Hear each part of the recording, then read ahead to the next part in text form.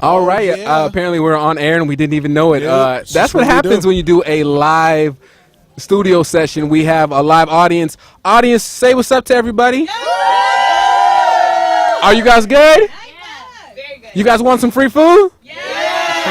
All right, everybody, I don't have any. donate 5,000 won, I'm and sorry. we'll try to make that happen for you. Get you some French fries or something. All right, well, we have a very special guest in the booth with us right Wait, just 1 second. now. Why you always making me wait? Well, because I want to make sure that everyone knows that they can vote all the way up until 11:25. At 11:25, we're going to shut down the polls.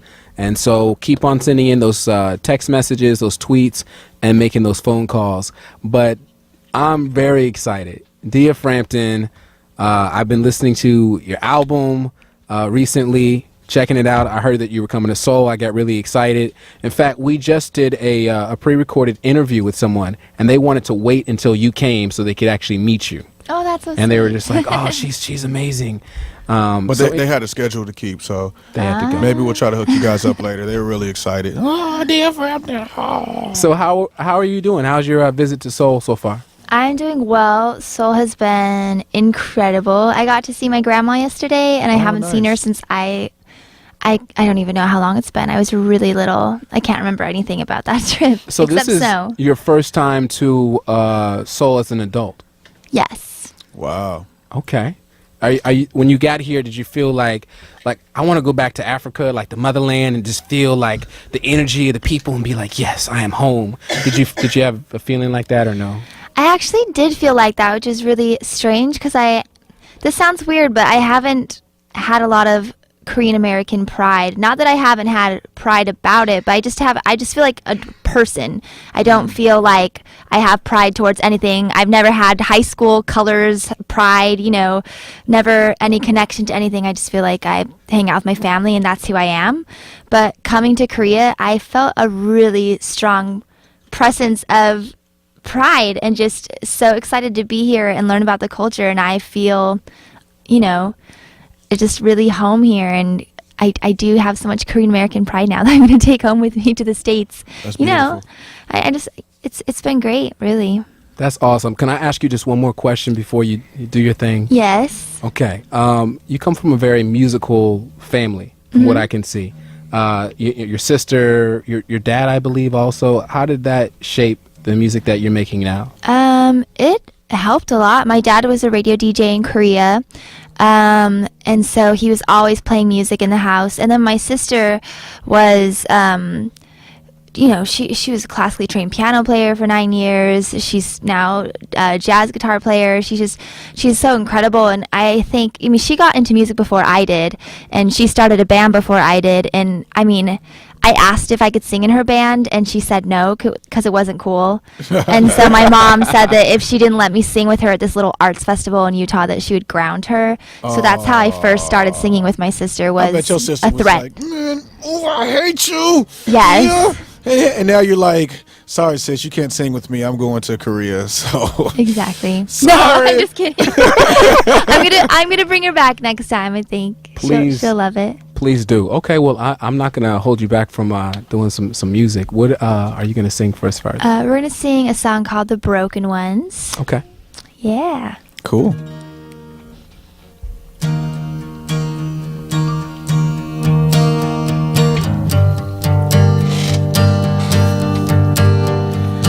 I know they've hurt you bad.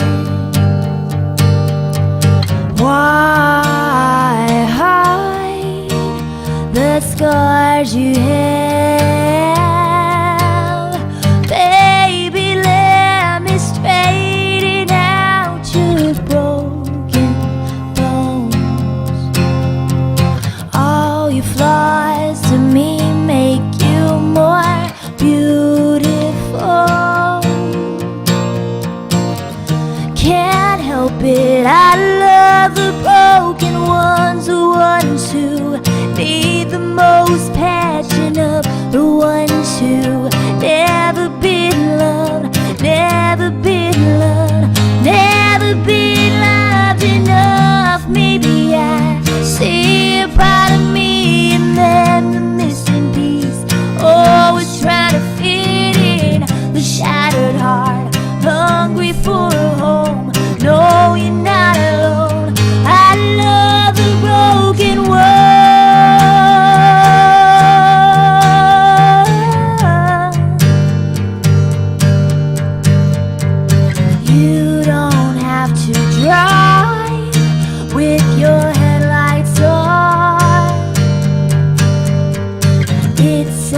pocket knife, not a gift from God.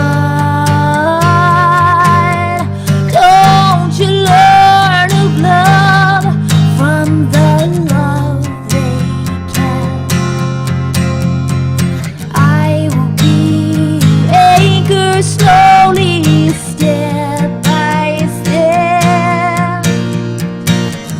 Can't help it, I love the broken ones, the ones who need the most passion of the ones who never been loved, never been loved, never been loved enough. Maybe I see a part of me and then the missing piece, always trying to fit in, the shattered heart, hungry for a home, no, you're not alone. I love the broken one.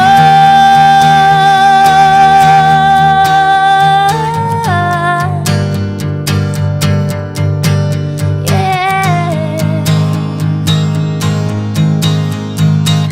Well, maybe we can rip off the bandage.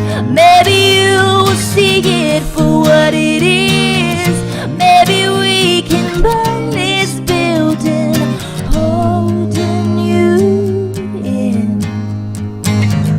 Can't help it, I love the broken ones, the ones who need the most passion of the ones who never been loved, never been loved, never been loved enough. Maybe I see a part of me and then the missing piece, always trying to fit in, the shattered heart, hungry for a home, no, you're not alone.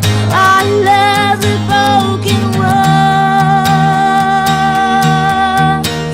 Yeah, yeah. I love the broken ones. Yeah, yeah, yeah. I love the broken ones.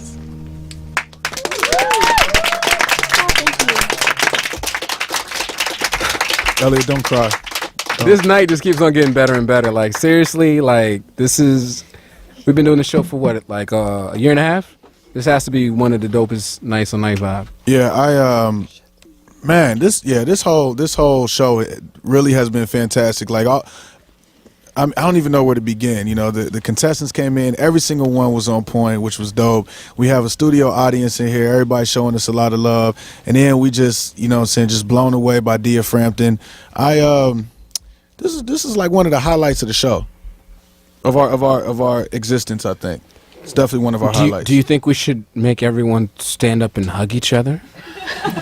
That is so weird, Elliot. How did you know I was thinking that? I don't know. I just That's awesome. yeah. High five. Woo! Oh, we missed. Well, we'll try that again later. All right. Everybody okay with that? Standing up and hugging and all that? Hugging each other. Okay, cool. Guys, you're not allowed to. Just I don't want any men hugging me. yeah, only me and Elliot are going to be at the center of this. It's going to be great. It's gonna be It's going to be great. amazing. Great. Yes, take pictures, tweet those. Actually, yeah, whatever. Tweet them out. It's going to be great. Yeah, it's going to be awesome. If you guys see us, it's on our computers. If you see us on our computers, it's because we are telling people about what's going on and updating people via Twitter. I was trying to post the video of Broken One saying it's happening right now on Night Vibe. That was a dope performance. That was. Thank you for that. Oh, thank you. Thanks for having me. No problem. Yeah, so a lot of questions to ask, but what brought you to Seoul this time around? My curiosity for where I come from just really hit a high point, I guess. That's kind of a weird way to say it, but I've been expanding my music outside of the United States, where I grew up, and just came back from a trip to Thailand. But I've just always had an interest in Korea. Just, you know, it's where my family's from. My mom was born and raised in Seoul and moved over to the States when she was my age. And you know, I think when I was younger, I felt a little I guess weirded out might be the right phrase for my Korean heritage, just because it didn't give me any good attention when I was young, because growing up in Utah, where, my mom's Buddhist and everybody is Mormon, and I'm the only Korean American there, I felt more ostracized for where I come from than it being a positive thing. And so, the more I grow up, the more I have become proud of it and where my mom's from. And I met my grandma yesterday, my cousins. I'm just so proud to be a part of their family. And it's just a really cool little universe over here. It's like its own little planet. You'd have to say it's just, Seoul is unlike any other city in the world. And the music scene over here is so interesting to me and very unique. And I've just, I got Rosetta Stone, so I've been learning Korean. And I'm really excited to just really immerse myself in the culture. I feel like I could live here. Yeah. Well, hey, how do you guys feel about that? Her coming to live here? We would definitely welcome you. That would be dope. That would be amazing. So I saw that you had been delving into, or not delving into, but listening to a little bit more K-pop. I saw a cover that you did of a 21 song. Had you thought about perhaps teaming up with LP? Because we do that. To do We a do that. Gangnam Style remix. Well, Night vibe style. I'm kind of Night Vibe Style. well known for being a very bad dancer, and I know that K-pop usually, It's okay. We really, understand. really awesome dancing goes hand in hand with that, and so I would just bring you guys down. No, but check Well, this out. no, You it's- could just point to the dancers and then they dance. Like, Okay, I can do that. I'd probably Or- miss my cue even with that. I'd be like, okay, it's on this beat. Whoops, there it goes, and then the dancing would be all. Actually, for some reason, I feel like it would be acceptable here. Okay. I think so. it would definitely work. Speaking of covers, you did a cover of Kanye West. What was it Heartless? Heartless. Yeah. Yeah. Yo, that was dope. How do you pick what songs? And I don't know if that was for the show, but how do you pick what songs when you're going to do a cover? What draws you to a song? This is kind of a weird thing to say, but I never like to cover a song that I know I can't do justice to. Like, I would never cover a Whitney Houston song. I would just blow that. She's an incredible singer. I think she does her song so well that I would never want to even touch that. So quite often I'll cover male singers because you can't really compare me that directly to a male singer. There's a logic that goes into this. But, I mean, there's lots of times when I just really love a song. And, and then there's times like with Heartless, Kanye West, I just thought it'd be fun to do my own spin on it because I am a songwriter and I like to be a little bit more creative in that sense and kind of make the song my own. And so, I don't know. I love covering songs. I think it teaches you how to write songs better. Anything you're thinking about covering these days? Anything in your iPod that you're... I'm obsessed with this song called Even If It Breaks Your Heart by the Eli Young Band. They're a country band, but Yeah, familiar. I absolutely love that song. I think it's about music and about, this little boy who listens to a guitar and just gets really inspired. And I was feeling really bad that day because I was in the studio all day and I felt really uninspired and like I had written a terrible song. And so I was listening to that song on the way home and it just gave me hope again. When you write a song, I know for a lot of songwriters they go through this process where they write a lot of stuff that they don't like, and then there's a little bit of stuff that they do like, and they're like, okay, this is the song. Is that your process? Do you have something similar, or how do you write your songs? That's completely my process. I'm just starting to get in the studio again, and I think I've written about 6 or 7 new songs, and I think I like maybe one of them. Right. And that, I mean, that's even good for me. I just feel like, and I'm so fickle with music that I'll listen to something, that I've been working on all day, and I'll say I really like the direction of the song. I really like it. I'm going to sleep on it. But that's the worst idea ever because when I get back in the morning and I listen to the song, I just think this is the most awful. I cannot believe I wrote this. Well, I think, I don't know if that's necessarily a bad thing because, when you first write something, it's like, yeah, I wrote this. It's nice. I love it because I wrote it. But then I think it is good to sleep on it because then you kind of come back a little more, what's the word I'm looking for? Objective. Yeah. Right. So that You're might not be a as good attached thing. to it. Right. Exactly. So yeah, it sounds like a good process. Because I mean, from what we've heard, you know, what I'm saying it's definitely you're definitely on the right path. What do you think is your biggest obstacle when it comes to creating music? I think it's showing up, which it's a weird thing, but You be I late just all the time, I feel like show up with to shows? I feel like with when you have a job that is creative, whether it's music or maybe you write novels or you paint or anything like that, which requires inspiration. Usually, I think that lots of people, lots of artists use that as almost an excuse to not work. There's been so many times in my past where I'm like, I don't feel inspired. I'm gonna go watch like 7 episodes of Breaking Bad or something. Right. Or today I don't feel inspired because I can't only write a record when I'm really happy and in love or in a terrible heartbreak or something. And I Right. just feel like I think the most important thing is no matter how you feel inspired or not, go into the studio or go to your canvas or whatever it is that you do and show up like the rest of us and get something done. Cool. We were debating what question to ask you. The question that I wanted to ask you. You gotta go ahead. I want to hear a really good question, something that will just blow my mind. Are you ready Ooh. for this? Blow her mind. Are you ready for this? Blow her Yeah. mind. All right. If you had to make a choice of one food that you could swim in, what food would that be? Yeah. Mine. Ooh, Blown. wine. Oh, I thought you said wine blown. That too. What should I swim in? Man, that is I've never been asked that question before.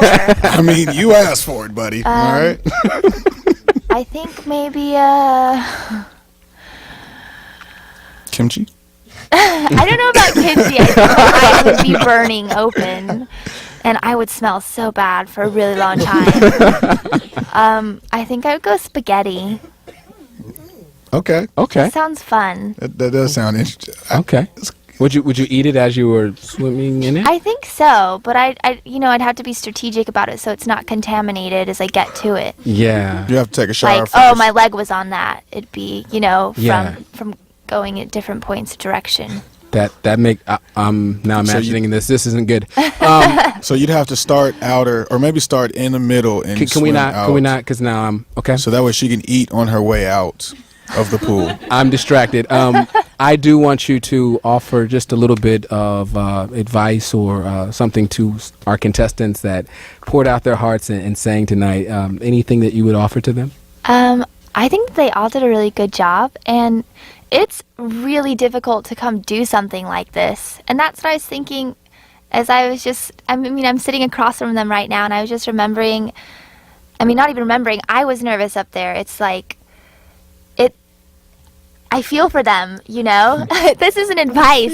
I think that the technical advice I could give is whenever I have a gig, I do weird things like I don't drink milk. I don't sleep with the air conditioning off because that really dries out your throat. That's just like murder. And so whenever we're on tour, my band members do not sleep in my hotel room, which is awesome because I get the whole thing to myself because the room is like at 80 sometimes. So no AC, drink a lot of water, like alcohol. Some people say that it kind of loosens you up, but it definitely dehydrates you. Yes. Especially the day after, you just can't sing. But I think everybody did really well. There wasn't any like pitch problems that I heard or anything. And I think the really cool thing about all of them was they were all really different from each other. Yeah. And, that's why I think it'll be really hard for people to vote because everyone had their own thing going on. And I really like, the original song, that was cool. Yeah. And the Kimbra was cool. Like, I could never loop anything. It would be all over the place. Yeah, that was pretty I dope. actually bought a loop pedal once, and then a little while later, I was like, "This is going on eBay because I don't know what to do." But it's just you guys all have beautiful voices, and I think it's just really cool that they came here and showed up. Right, and right. it was all really well, and it's it's hard to perform when there's people. You know, we were all in such a closed space here. Yeah. You were staring at them, so close to them. Who I was? Oh, was it? I was. So we should have looked away, or I mean, you're performing in front of what thousands at the Voice. Oh I my think gosh! it's easier to perform I in almost front had of a heart thousands. attack every night. Like, anybody who says they weren't nervous going on The Voice they're full of it. Like, I thought you were about to honestly, say. no. But you know, this is a weird thing that actually helps me, and it's very strange. But I tour a lot, so I'm literally driving to the next city in a van for 7 hours, and I listen to marriage and family therapy podcasts, counseling Awesome. tapes. Awesome. Just because I can't listen to music for 7+ hours the whole way through, so sometimes I'll put on like listen as you go story or something. Sorry, I'll try to make this quick. But anyway, there was this problem with a couple that they'd been together for 20 years and they were having a lot of problems, and counselor said, well, pretend that you have those feelings for your husband, and if you behave in a way, the actual feelings follow. And so she would, you know, even though she didn't want to, she'd go brush his neck when he'd come in from work, or say, I really appreciate, you know, you going to work today. Or as she'd walk by and he's watching TV, she'd like give him a glass of water or play with his hair or something. And since she was behaving in a way, the feelings actually did come back. And so when I was on The Voice, this sounds really bizarre, but it really does help. When I was on The Voice, I was pretending that I was confident and behaving in that way. I was, you know, standing up straight, acting calm, not like, oh my gosh, like how I was really feeling, and taking deep breaths and just saying, all right, this is cool, I got this. And I was behaving in that way, and the feelings actually do follow. I was definitely still nervous, Right. but I wasn't having a heart attack like I had previously. Just, you know, I always get nervous. But I think if you do behave in that way, your body does follow you to a certain extent, even though you're always going to have butterflies in your stomach. Right. It's a weird thing to say, but thank you, marriage counseling Right. tapes. You heard it here first, ladies and gentlemen. If you want to be a successful musician, get married and have problems, That's and go to therapy, and that will help you be a good that's musician. that's I think right. that's kind of what I said. Dia Frampton, everybody. I think it was tangible. it was there. It was Dia Frampton said it. I didn't. You know what I'm saying? She said it. All right. One more thing I got to ask you, because the contestants were cool and everything, but what about LP? Because I know you heard us do our thing. Yeah, clap for us. All right, LP. You know what I'm saying? Now, you know, in your honest professional opinion, because we start at 1,500 a track. You know, I'm just gonna put that out there. What's, you know, you trying to you know, put I something. mean, I haven't good. seen any of the dancing yet, so it's hard to make an Have you informed decision. ever seen popping on the handstand? No. Elliot, But- bust it out. But on a scale from 8 to 10, I mean, where would you? Where would you put us? I'd would say you you put guys have a solid 9. That's right. Okay. A 9. 9. That's right. We have to go, ladies and gentlemen. Dear Frampton, thank you so much for coming in. We Yeah, thanks appreciate for having you. me. All right, we'll give you the vote tally when we come back on Night Vibe. It's gonna be amazing, amazing, amazing.